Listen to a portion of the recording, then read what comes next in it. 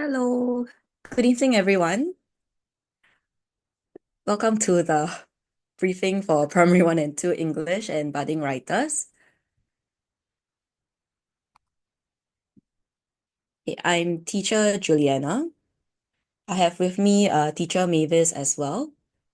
So we are your main speakers today, and if you have any questions, please feel free to put it in the chat, and then we'll get back to you as soon as we can. Right, so let's take a look at today's agenda. Firstly, we'll look at the assessment objectives for lower primary. For English, we usually look at, or we break the levels into three different chunks. We have the primary 1 and 2s. Then we have the mid-level, which is primary 3 and 4. And of course, we have different assessment objectives for the primary 5 and 6 students. So today we're going to look at the lower primary, which is P1 and 2. We'll go through what the building blocks for good English are. And because they are transitioning from kindergarten to primary 1 to primary 2, we'll look at certain challenges that children might have at those levels and see how we can intervene early to help them cope better. After that, we have strategies to build the strong language foundation, and we'll end off with a Q&A. We'll also show you some of our worksheets, the sample worksheets that we have. All right, so let's get started. For English, we usually break them into these 5 categories. We have listening and speaking, reading and writing, and then we have the basic foundation, which is having good grammar and vocabulary. If you look at the assessment objectives at lower primary, it is more of being able to communicate, whether through speaking, listening and comprehending, and of course to writing. So here, for listening, for example, we'll test them using things like, do you understand the sentence that you just heard? Are you able to pick up, identify the image that closely relates to what you just heard? So it's those kind of everyday context that we are talking about. The other thing about listening is also related to reading, which is identifying the phonetic sounds. So we also do test that whether children are able to identify sounds because it's related to reading, especially when they come across new English words that they've not seen or heard before. Are they able to break it up to phonetically sound it? For speaking, it is very simple. It's very simple sentence structures. We ask questions. Are they able to answer in a proper, complete sentence instead of phrases or short chunks? And as for writing, we have very simple sentences that our primary 1 students are expected to be able to create. So that is our writing objective. So even when it comes to, let's say, writing a story, for their level, the sentence structure that we expect are simple, very short, usually 5, 6 words to complete a sentence. We don't expect very long sentences with a lot of details. But of course, when we get to the upper levels, like primary 2 onwards, the objectives do change. We want longer sentences, more description, more ideas in there. So the main focus for primary 1 and 2 is actually the last section, which is grammar and vocabulary. Because from there, we are able to link the other 4 components, the listening, speaking, reading, and writing. So with good grammar and good vocabulary, they'll be able to complete the other components at an easier level.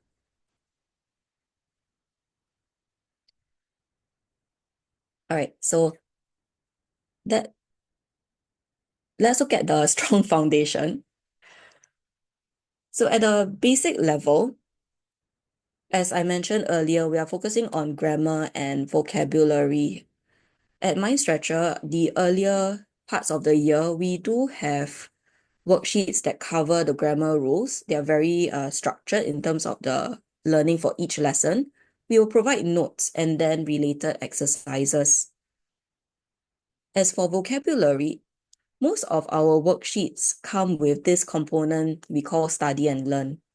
So there'll be this section in most of our worksheets that will identify challenging words or words that they might not be aware of, together with the meaning, and in some cases also a sample sentence.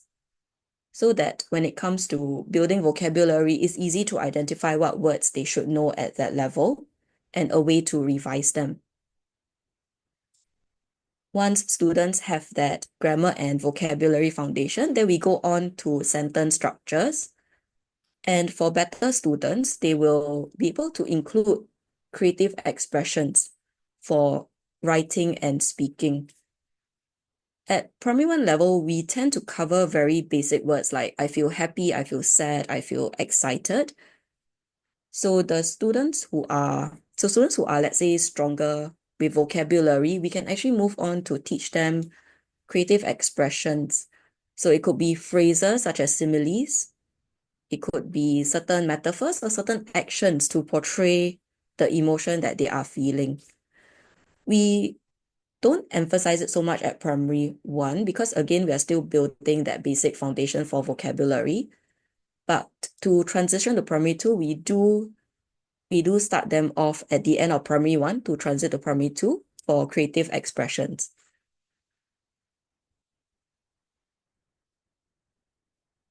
So this table summarizes the difference as we move from the primary one level to the primary two level.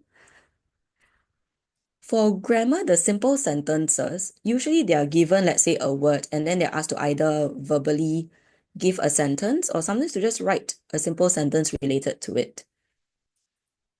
Whereas at primary two, it is no longer I am happy. They may go to I am happy because or I'm happy when. So it not only expands the sentence, but it also teaches them to justify why certain things happen. Next, when it comes to vocabulary, at primary one, even in school, the books that they read in class, they focus on very specific things, places, things, people, occupations, or even feelings. But when it comes to primary two, we include expressions, we include phrases. So if I want to say, oh, instead of saying, oh, you look, or the doctor said I'm healthy, so you can say I'm in the pink of health. So we introduce this kind of phrases to their vocabulary materials, to their composition materials, to introduce to them. Of course, if let's say they feel more comfortable with the basic words, they still have the option to do it, but teachers usually will encourage them to or guide them to use the more creative phrases. And of course, we do go a bit more in depth. I think in vocabulary, we always have different words or synonyms, but may cover different levels of intensity, for example. So one of the things that I realized that I do cover a lot in primary two or sometimes in primary one lessons if they can manage it, is simple things like, oh, I got a cut, I got a bruise. To them, everything is I'm injured. I have an injury. So they are not able to differentiate the difference. So in primary two, we do have worksheets that cover, like, for example, burn versus scalded as part of our vocabulary options. So that's where we take the opportunity to explain different types of words and meanings. Then we have the two other components that are quite important as well, comprehension and composition. For comprehension, at the primary one level, the basic expectation is being able to identify the answer in the passage. It's usually crafted in a way where the story is easy to understand. It's usually a story, a narrative, like a recount of someone. And the answers are what we call able to be taken exactly from the passage. You might be copying maybe a word or a few words, from the passage to answer the question. Also, at primary one level, we provide scaffolding in terms of the sentences because they're still learning to write simple sentences. So to guide them, to help them, we give them part of the sentence and then they fill in the blank with the part from the passage so that they don't have to write long sentences where we tend to have either spelling errors or the child just runs out of energy and say they're exhausted after a while. So we do this to make it less daunting and also focus on comprehension skills, being able to locate the answer and fit it into a sentence. Then when it comes to primary two, in order to also prepare them for the other levels, we include in inference-based questions. They're inferential. And these kind of questions, don't worry, they are usually guided with the teacher. The teacher will do it with them to elicit responses rather than to leave them on their own to decipher what the passage means on their own. So all these kind of questions, they're introduced at this level because they're more prominent. So we want to bridge that gap to the upper levels.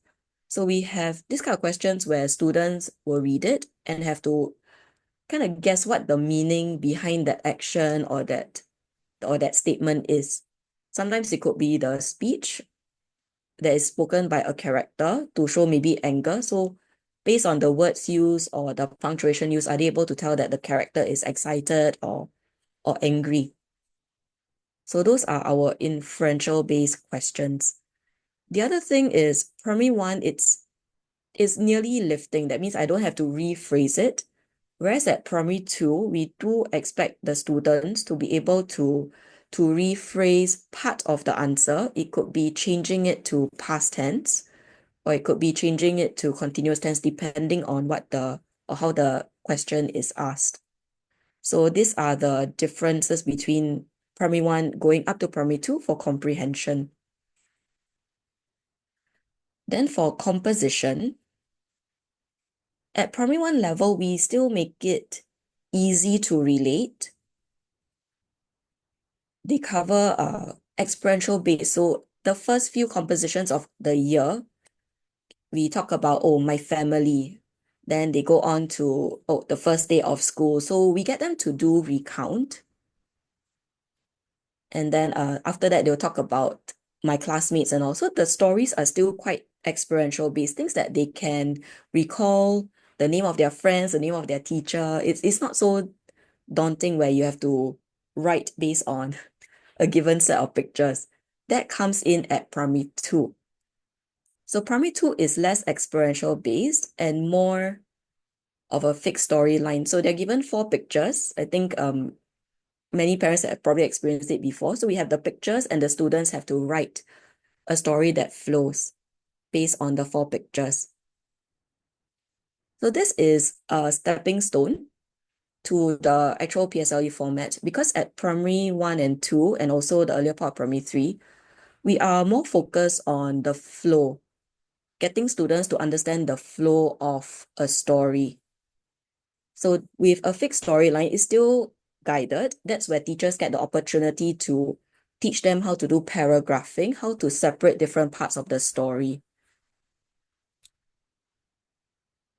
So paragraphing, punctuation are things that we actually need to focus quite a bit on at the lower primary so that the transition is better when they go to upper primary because I still have students. In fact, the recent week, I have a student who told me, oh, primary three, but I don't know when to start a new paragraph. So I do get questions like that, which means we have to try our best to help them organize their thoughts at primary one and two, where it's still easier to understand the flow or the storyline. So those are the transition from primary one to primary two. Teacher Mavis, anything you want to add? No, okay.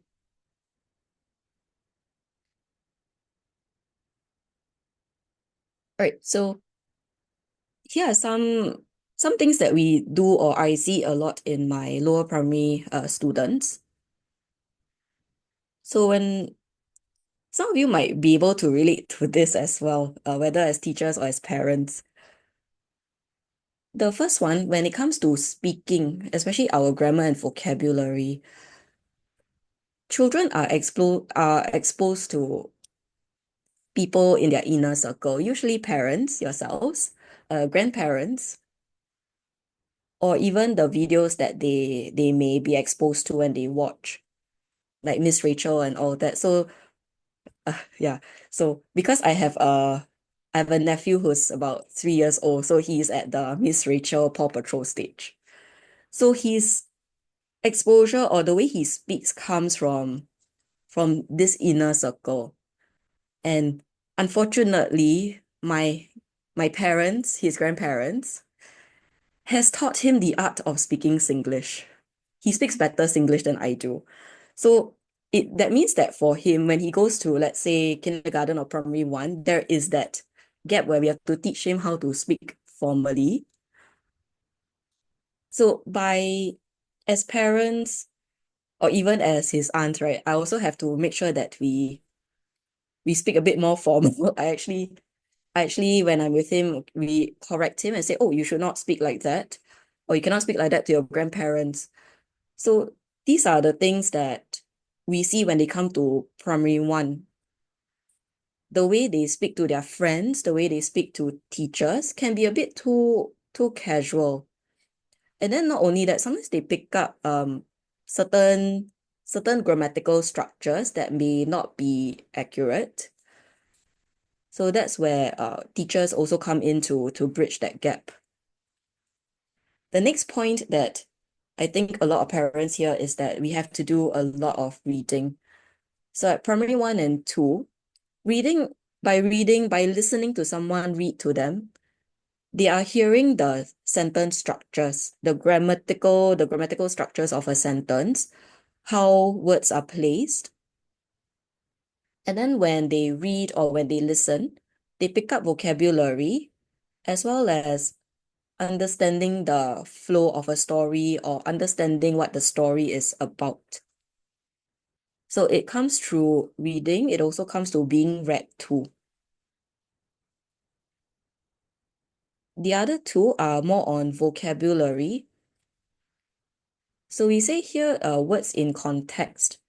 Certain words, certain words, when we use it on its own, it sounds okay. But when children try to put it into a sentence, it might not be the appropriate word used for that particular scenario.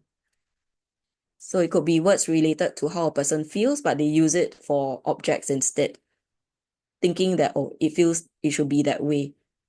And of course, the limited word bank, at the stage they are in, they are still building their vocabulary. Sometimes you can see frustration. I do see certain looks my students give me, the frown, the thinking very hard is I'm trying to tell my teacher something, but I just don't have the word for it. So at this level, primary one and two, whether as parents or as teachers, we try our best to build up this word bank, right? It's like a piggy bank. If I don't have savings, I can't really put it in. So we have to give them, the words in order for them to fill up their word bank.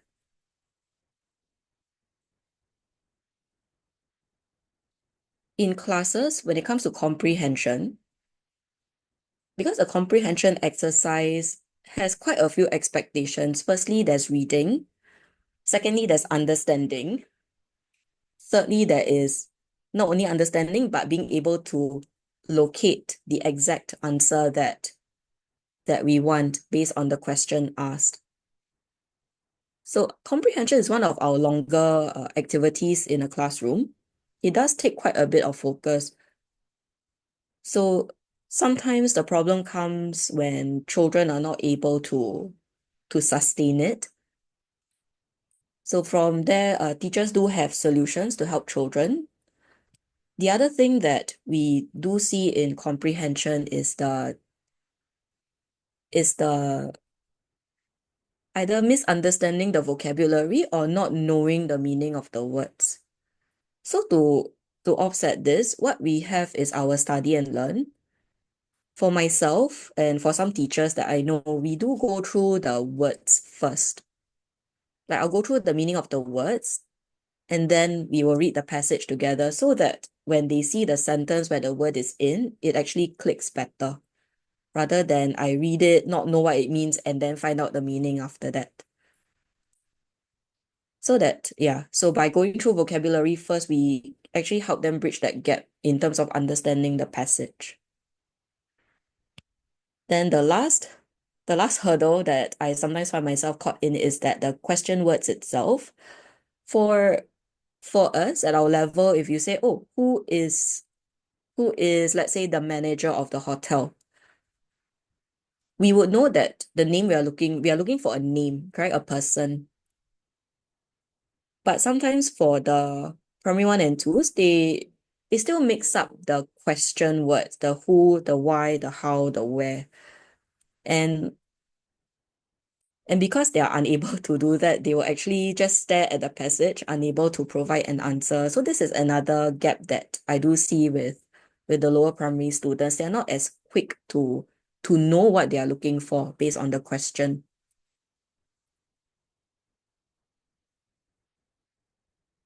Okay, the next one, from comprehension, we go to writing composition.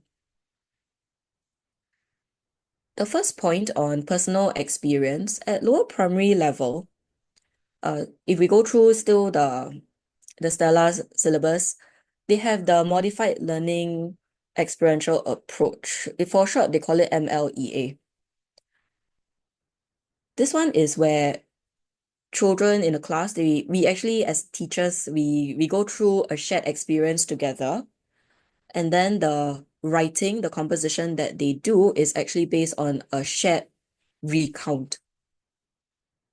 So it could be, let's say, a bubble blowing exercise, and then the writing after that will be, so and so blew the biggest bubble, followed by this, and then what we did after that, the cleaning up. So it's the writing piece is actually based on an experience that they've done before. But then when it comes to primary two, it's no longer experiential based. So now we have to look at this sequence of pictures. It may be something that they've not experienced before. And then they have to imagine it. So some of them will give very short stories because they don't know how to elaborate. They literally just write down what they see in the picture and then may not link the storylines together because they are just describing what they see. Picture one, I see this, I write these two sentences. Picture two, I see this, I write those two sentences.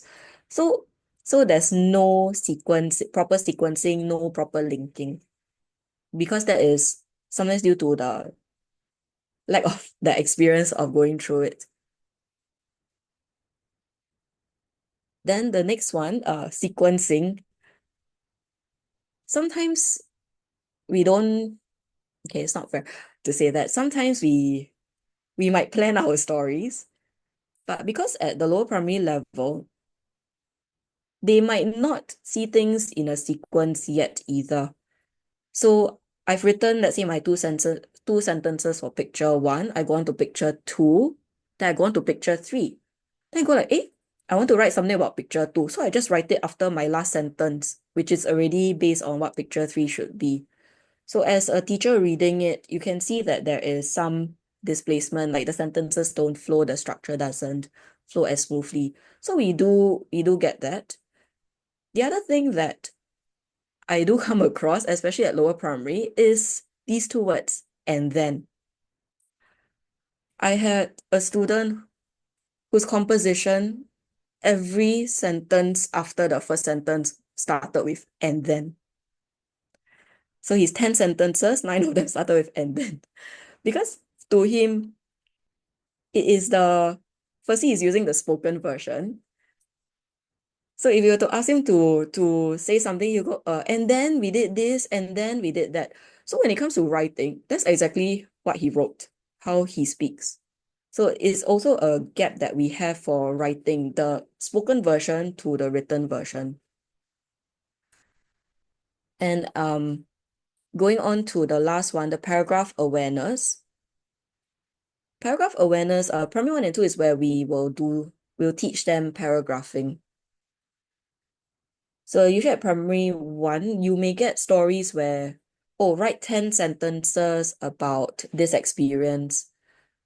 Some places or some schools that I know, it's a one and then sentence one, number two, sentence two.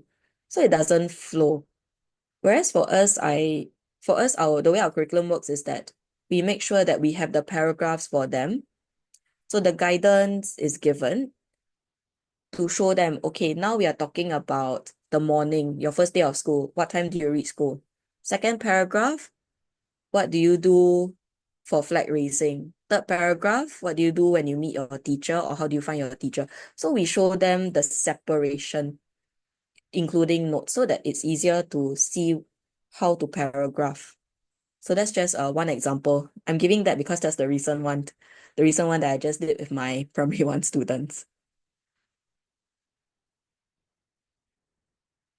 So when we go to the next part, the strong language foundation, we put it into two parts for the components. So the first one would be what we have at MindStretcher. Then I will share another slide on what parents can do as well. So the first one, when it comes to our English curriculum, we cover all components, including writing. Right? Writing is on another slide because that one covers our budding writers program as well. So for English, in terms of main components, we have grammar, vocab, and comprehension. We have modeling. So when students say it out, we will actually use their ideas and then we structure it better or we correct any grammatical errors. So that when it comes to the final written sentence, it's usually as accurate grammatically. And earlier I mentioned for vocabulary, whether it is a closed passage, a comprehension, sometimes even grammar worksheets, we include the section called Study and Learn. Study and Learn will actually separate words from what we've given to words that we expect them to know the meaning of for easy revision.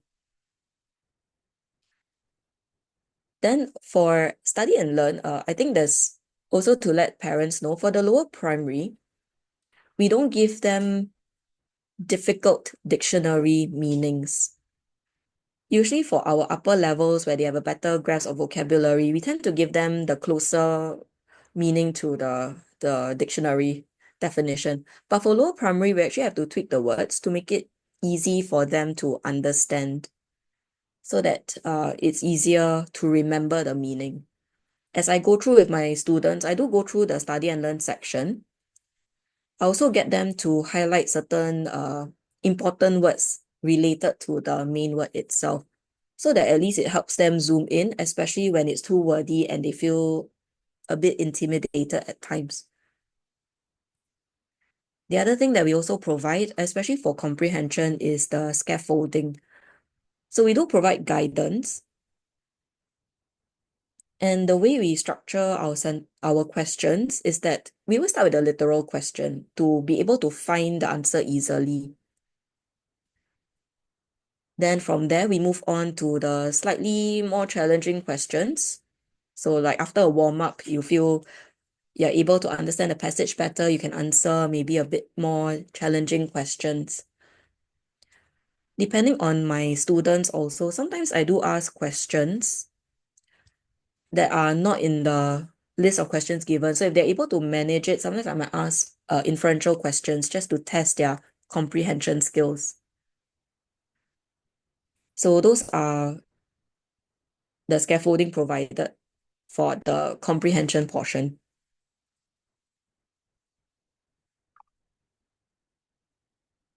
So focusing on, let's say, focusing on the grammar, vocabulary, and comprehension portion, these are certain things that we can do as parents at home. I think by Okay, I better just to I think the reading routine I feel is something that's important because reading is something that creates that basic, it helps with the basic building blocks. So reading aloud to your child every day, the books don't have to be lengthy. They don't have to be like those Enid Blyton stories where it's quite thick or Charlie and the Chocolate Factory, those kind where you read to them at night, maybe a bedtime story. It could be still simple picture books. If let's say your child is still a budding reader, still learning to read and sound out words, or learning to be a more confident reader, those picture books with a few sentences a page is still good enough. And then you can ask them questions or explain vocabulary words inside those books. This read aloud routine, to go one step further, when we read, it'll be good to also take on the role as a storyteller. The way teachers read, especially to lower primary students, the way I read to my students is as though I'm a storyteller. Sometimes we have to make cute, squeaky voices to play roles of various characters. But that is to also get them interested to say, hey, reading can be fun. Listening to stories can also be fun. So we don't want to read so clinically, it sounds not the best oral version, right? We want to read as storytellers to tell them a story to make it interesting, to get them interested and enjoy it. Then from there, even children who can read independently. There are some children who are quite excited, given a passage, immediately they'll start trying to read it. I do have students like that.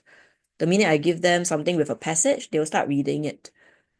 So some of you might have your child who are quite good readers already, but for this particular routine, I would still like to suggest reading to them with a storyteller mindset.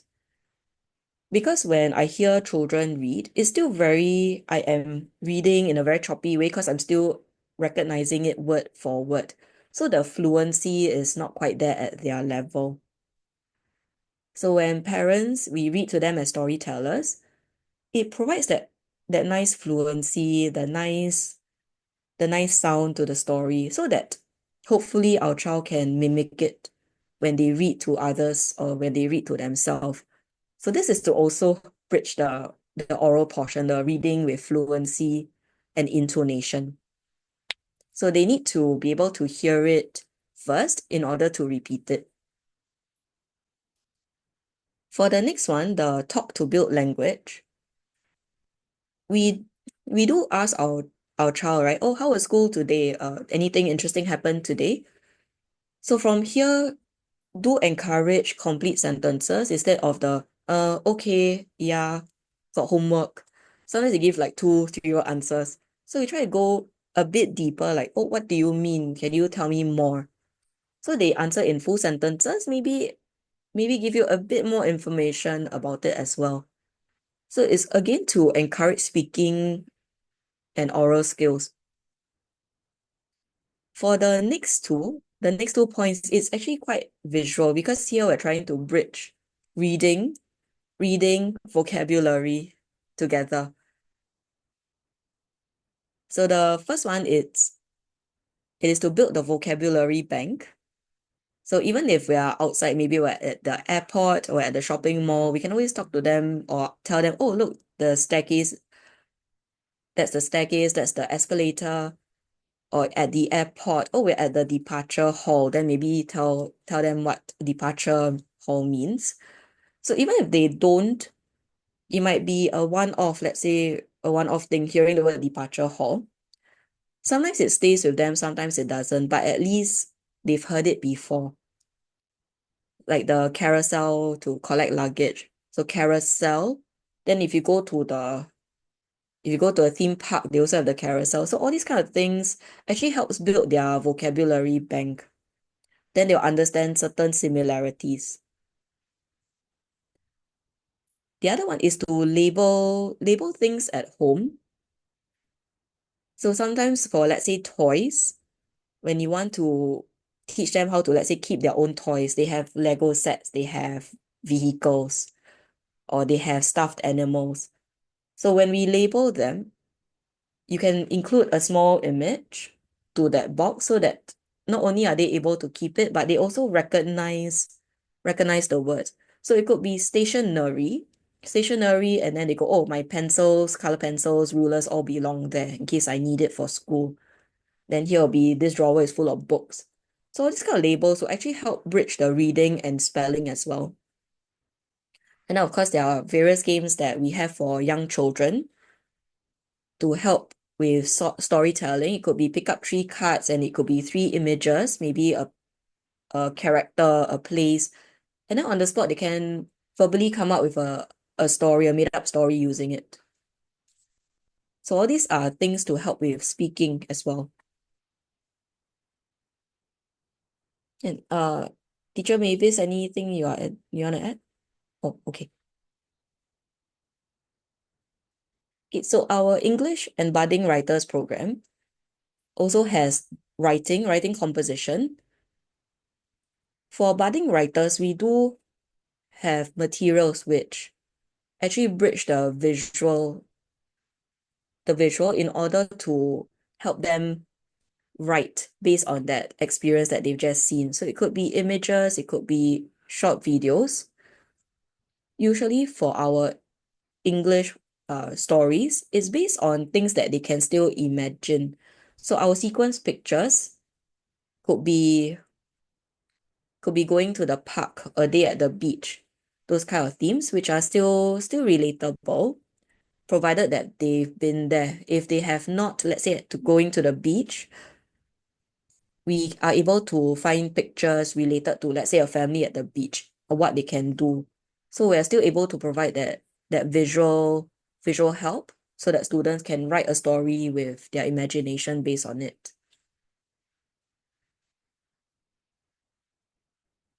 For our English classes, because budding writers, they usually come with the ability to already expand or to write sentences.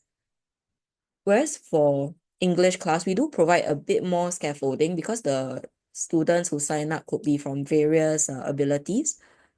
So we have controlled sentence starters, meaning that we can give them the front part of the sentence and then they may fill in the ending on their own. So the scaffold is there. Then for vocabulary development, because for writing you need that vocabulary, for each worksheet, we will give them a list of phrases, words and phrases related to that storyline that we want them to develop. So if I'm going to write about the first day of school, things like national anthem, assembly, school tour would be part of the vocabulary that we give them. So from there, they can see how it's spelled. We go through the vocabulary and then they can use it in their final writing. Creative phrases are also provided, usually more so for the budding writers. We do focus on things like what similes and metaphors are, and writing techniques such as using show not tell or coming up with alliteration to improve vocabulary.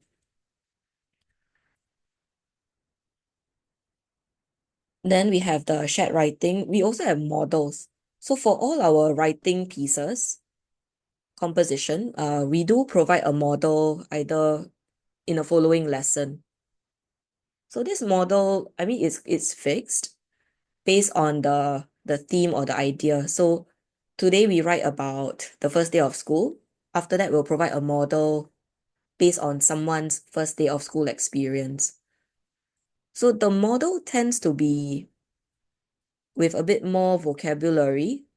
So not only do they see how paragraphing works and then the flow of the story, we also include phrases that they might not have thought about or might not have used in the main composition.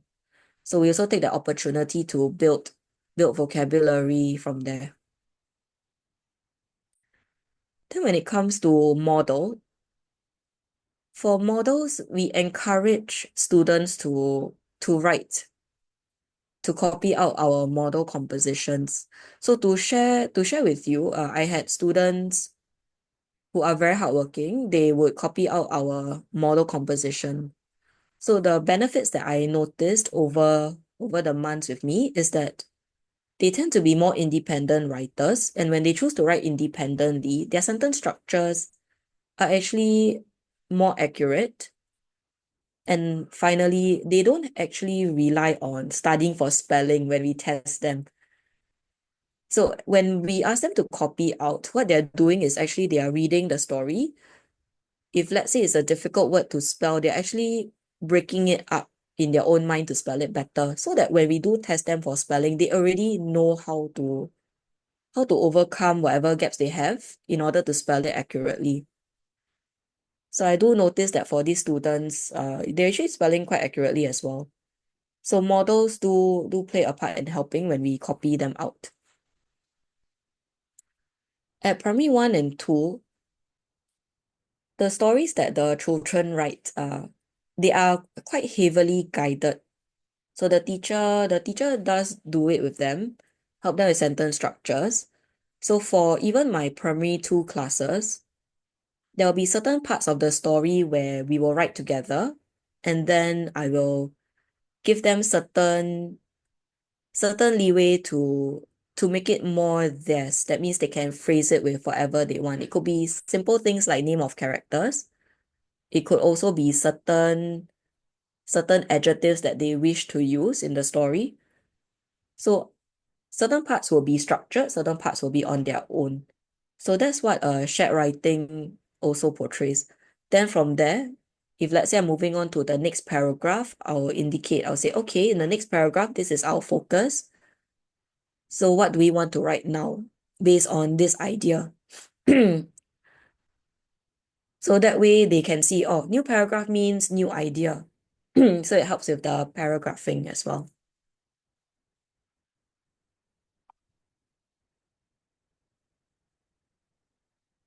So at home, if we come to writing, what can parents do?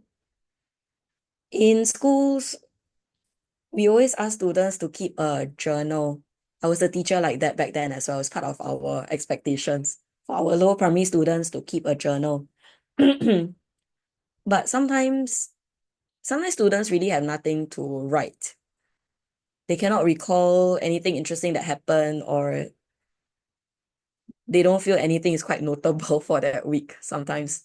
So so instead of calling it a journal or a diary, it can be just a book of thoughts.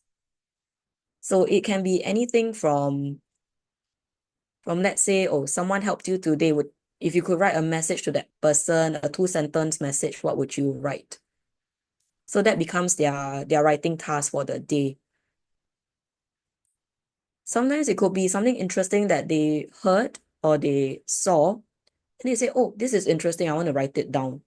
So they can also keep it in their thoughts book, maybe that phrase itself and then what it means to them.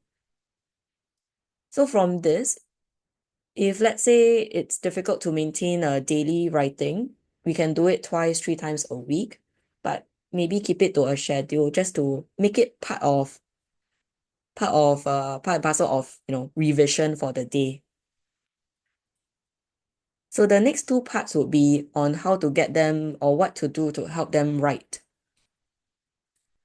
So even for composition, when it comes to my students who want to write independently, sometimes they get stuck. Then they say, oh, what do I write next? Or what do I write after this? So this is the help that we give them. So I'll ask them, okay, what do you think should happen next?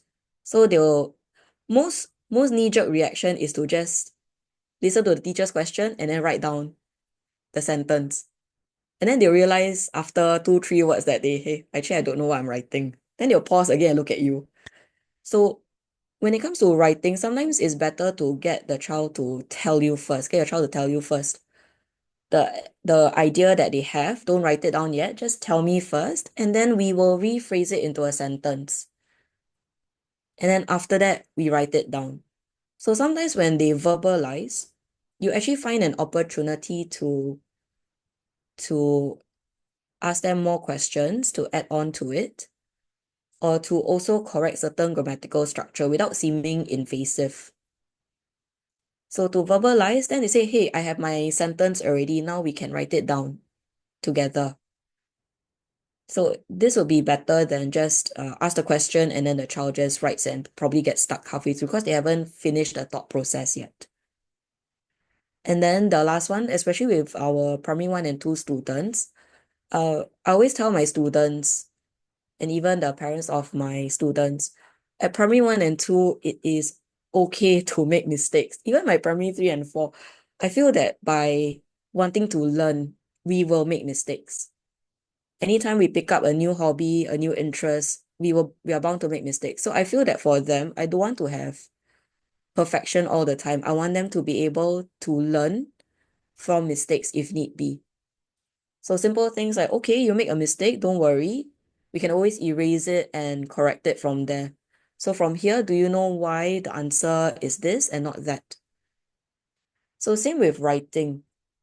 We we don't want to correct the grammar or the vocab word straight away to the point where they feel that every time I say something is wrong, it has to be corrected. But instead, we want to shift the focus to, hey, you're willing to open up and tell me your idea. So that is the praise of like, okay, good idea. Now, how can we make it into a sentence? Then we just let them ramble off what they think should be there. Then they say, oh, I heard this word today. Can I put it into the sentence? So we praise certain things like that because we are also building their confidence, their willingness to share ideas rather than to always feel that, oh, I'm always corrected. Maybe I shouldn't say anything. Because some children I notice they do clam up if they are constantly corrected. So we don't want to provide that kind of environment. We want it to be very positive. So even let's say their thoughts, right? The book that they have, even if you leave them independently to write on their own for that two, three sentences, and you feel that, oh, there are some grammatical errors or some spelling errors because it's their thoughts book. As a teacher back then when I was going through the journal diary writing, we were told that because these are their personal thoughts or their personal words, we are not going to mark for grammar or spelling. We just let them write. Because the idea is to get them to share ideas, to be willing to write, to get used to writing. So if you leave them independently without guidance and they make mistakes, just let them read it out to you, error and all, so that they don't feel intimidated when you go like, oh, actually you're supposed to use the past tense for this, that kind of thing. Then suddenly it also becomes not so comfortable. So for them, if it's independent, it's okay with the errors. Just the idea is to get them to write first, to not feel so daunted by the word writing.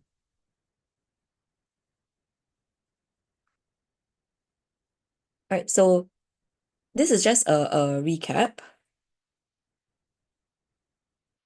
So for younger children, sometimes they do know where they need to improve in, what they need to improve on as well. And at the lower level, speaking first, then writing. Okay, listening together with comprehending. At lower primary, they might not be able to correct their work, but it's something that we can teach them to. So for my students, let's say if they are doing work on their own, I do walk around to check. Then I go like, oh, look at this alphabet here. Do you think it should be written this way? Especially for capital and small letters. Because punctuation, capital and small letters like Y, P, the letter J, these are the common things that we fix as lower primary teachers. So teach them to look at it and go like, oh, can we correct it? Is the W a capital letter or small letter based on the size? What should it be? So we do go through this in class as part of learning.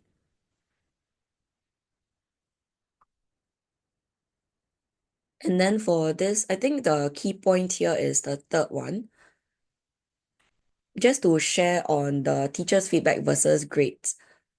Primary one and two, we do have spelling. We have spelling in school. We have spelling with our model compositions as well. But I always tell the parents, I don't expect the child to get full marks all the time. It's possible that they might make mistakes. So don't set that bar so high.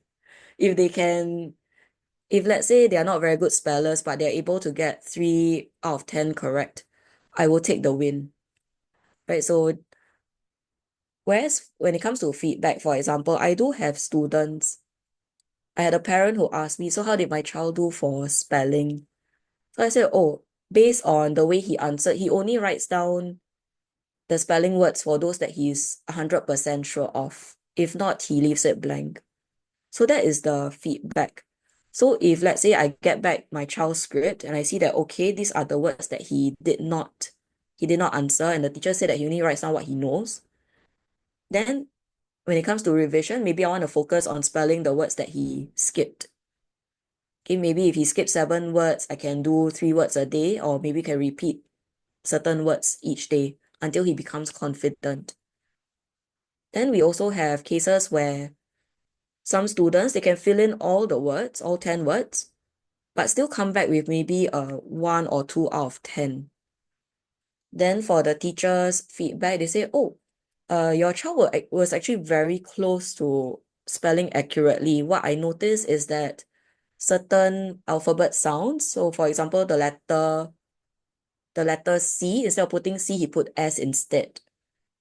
Or he mixes up his E and I's. So certain vowels or certain consonants, they may have written the wrong one, causing the entire word to be wrong, but actually they are very close. So it's not that my child is a bad speller. I just need to bridge the gap between the sounds of alphabets to help him or help her spell better. Because spelling is not just spelling, right? It also affects other components in English. So if we feel that there's a gap here, as teachers and parents, we can always bridge it early so that as they spell more difficult words by the sound they hear, they are able to get it correct. Right? So the journal, mindful rewriting, I've mentioned it before. And we do have workshops and master classes throughout the year for parents so that you can pick up certain skills to help at home as well.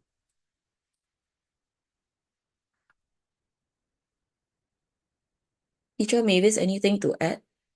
No? Well, okay. No, hi parents. So we have some time while teacher Juliana gets ready to show you some of our sample worksheets, right? What your child will see and what you can do when your child brings home these worksheets. You could also ask us some questions, okay, in the webinar chat or under the Q&A. Any questions you have with regard to learning English at primary 1 and 2?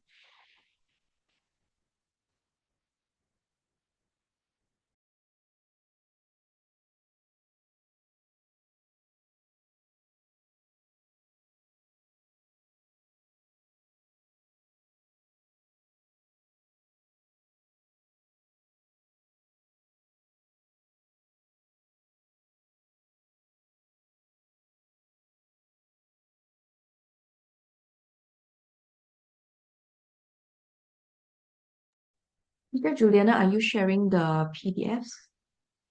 Okay.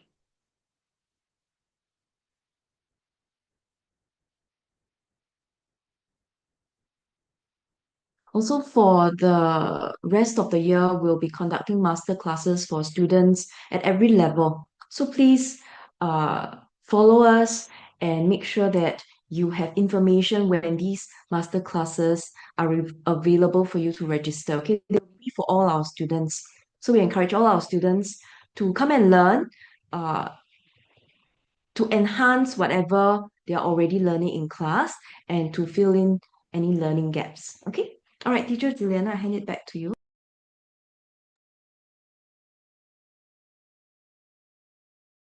Sorry, my my PDF is a bit off the screen. Okay, hold on. Let me do a reshare.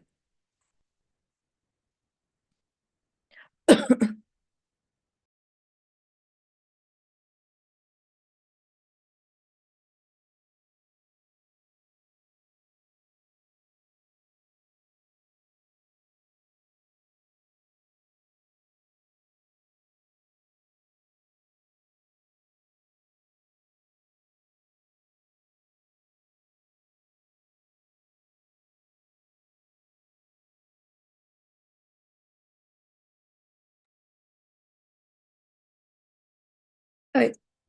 Sorry. We have this thing called the discovery zone.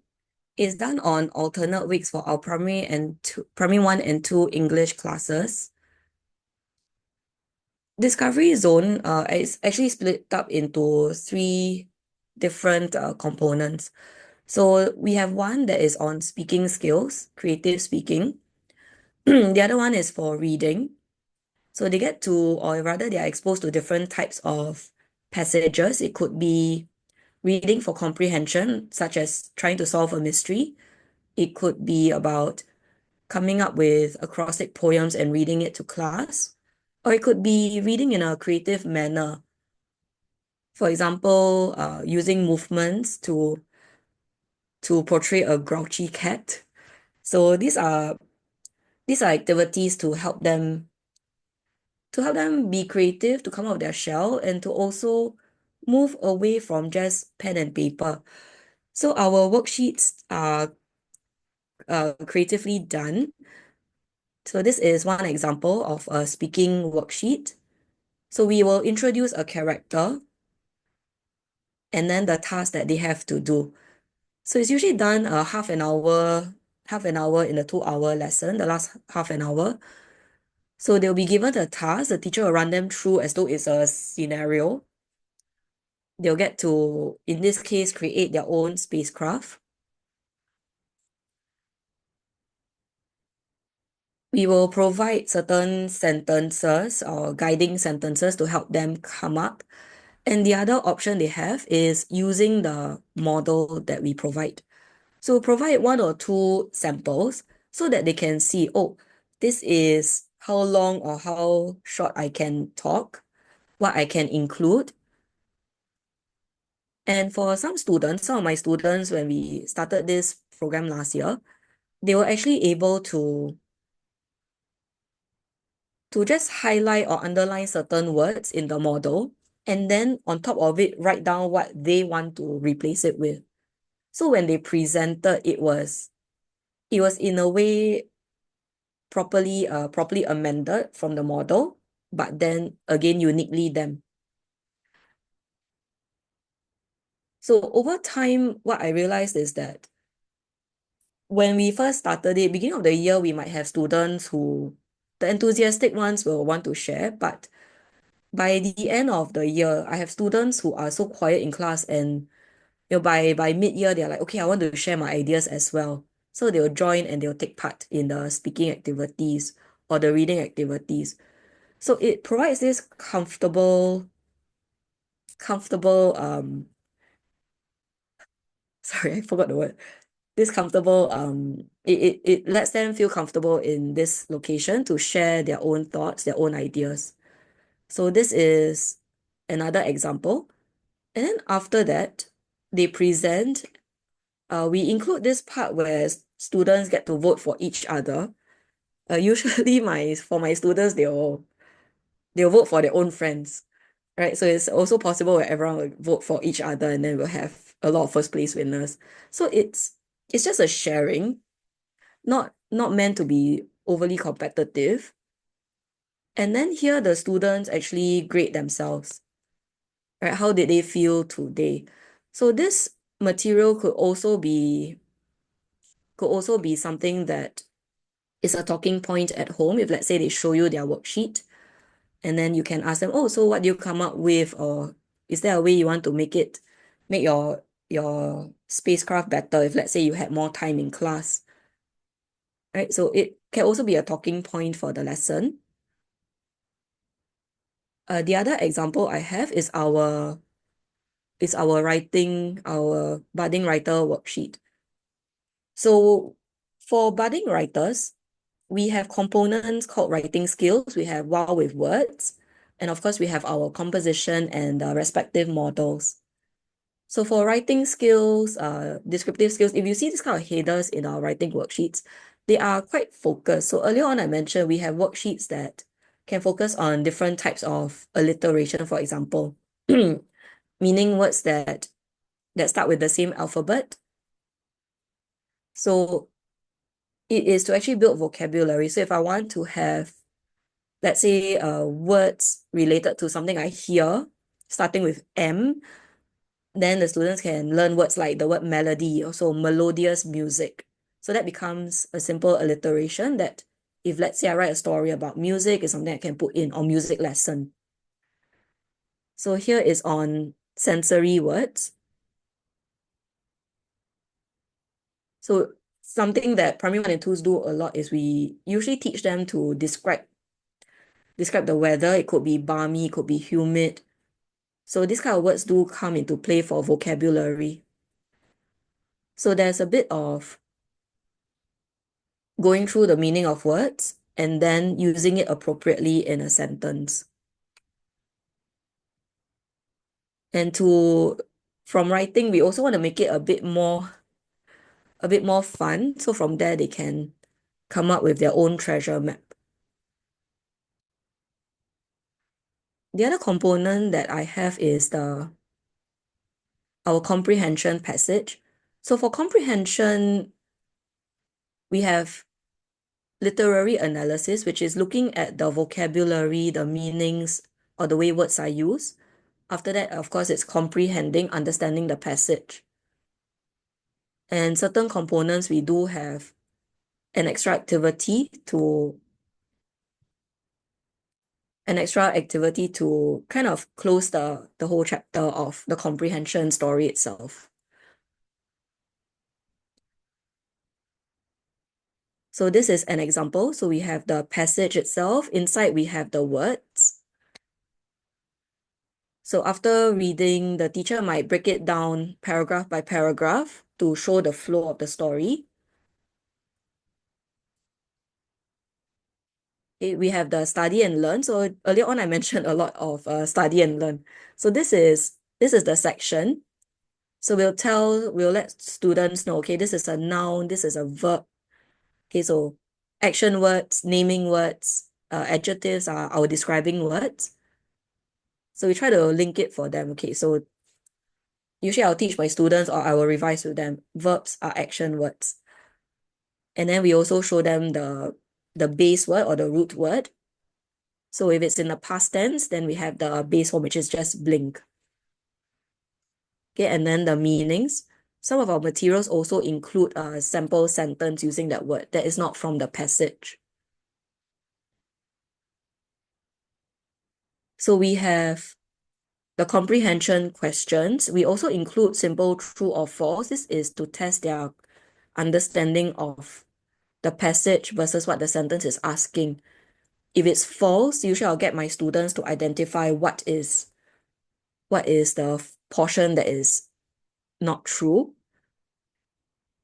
Okay, we have arranging in order as well. So at the end, we do have open-ended questions. So it's not always just a ticking activity or just a one-word activity. So when it comes to the open-ended,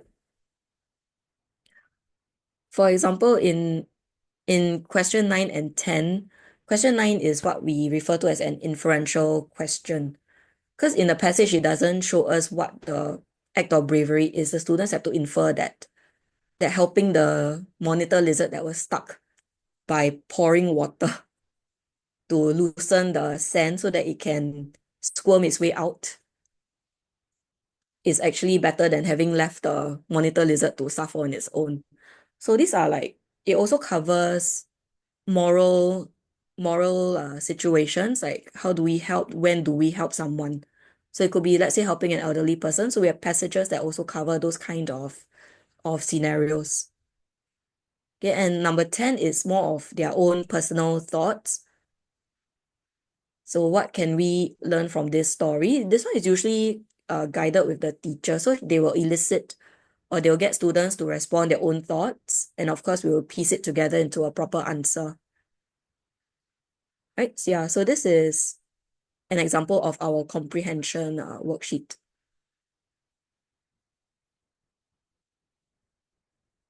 And if you have any questions, please feel free to put in the chat or the Q&A. Our colleague Sweti has also shared the link, luma.com/mindstretcher. That's where we post all our events. So you can check out all the events we have. If you have children in other levels. We also have webinars and workshops upcoming. So do sign up and we hope to see you there. So if there are no other questions, thank you, Teacher Juliana, for doing the sharing today. And if you have any questions, just send us an email and we'll try our best to help you. All right. Thank you, Swetly, for supporting us. Good night, everybody. Thank you and good night.